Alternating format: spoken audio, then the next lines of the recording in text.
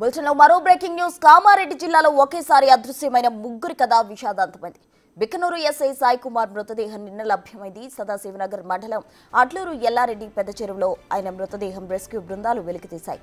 బుధవారం రాత్రి అదే చెరువు నుంచి కానిస్టేబుల్ శృతి, సహకార సంఘం ఆపరేటర్ నిఖిల్ మృతదేహాలు బయటకు తీశారు.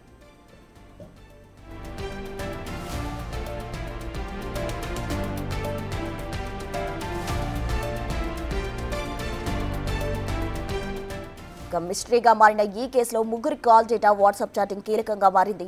వారం రోజులుగా ముగ్గురు గంటల తరబడి ఫోన్లు మాట్లాడుకుని వాట్సాప్ చాటింగ్ చేసుకున్నట్టు గుర్తించారు. ముగ్గురు మృతి కేసు విచారణకు ప్రత్యేక బృందాలు ఏర్పాటు చేశారు. సీసీ ఫుటేజ్, ఇతర సాంకేతిక ఆధారాలు సేకరిస్తున్నారు. ముగ్గురు కలిసి ఒకే కారులో అట్లూరి ఎల్లారెడ్డి పెద్ద చెరువుకు వచ్చినట్లు గుర్తించారు పోలీసులు.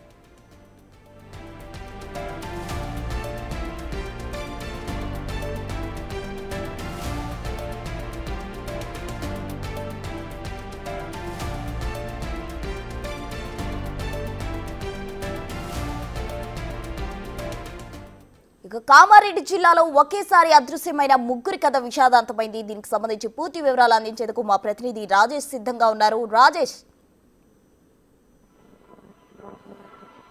కామారెడ్డి జిల్లాలో జరిగిన ఘటనకి సంబంధించి పూర్తిగా రాష్ట్ర వ్యాప్తంగా సంచలనం రేపింది.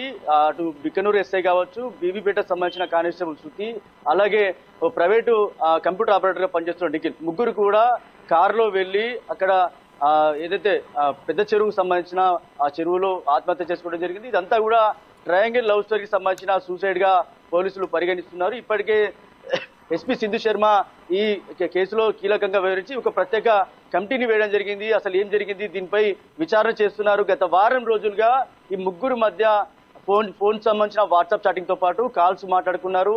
ఈ వ్యవహారం అంతా కూడా ఒక పక్క శృతికి, ఎస్ఐకి ఏదైతే అక్రమ సంబంధించిన వ్యవహారం ఉన్నట్లుగా పోలీసులు అనుమానిస్తున్న నేపథ్యంలో ఇటు నిఖిల్ కి సంబంధించిన శృతికి మధ్య ఇద్దరి మధ్య కూడా ప్రేమ వ్యవహారం కొనసాగుతుంది. చాలా రోజులుగా ప్రేమించుకుంటున్నారు, పెళ్లి చేసుకుందాం అనుకున్నారు. అంతలోనే వీరు ముగ్గురు కూడా, అటు ఎస్ఐ కావచ్చు, ఇటు శృతి, నిఖిల్ కావచ్చు, ముగ్గురు కూడా కారులో వెళ్లి పెద్ద చెరువు వద్ద మొదటగా మాట్లాడుకునే ప్రయత్నం చేశారు. తర్వాత ముగ్గురు మధ్య కూడా గొడవచర్య జరిగినట్లు తెలుస్తుంది.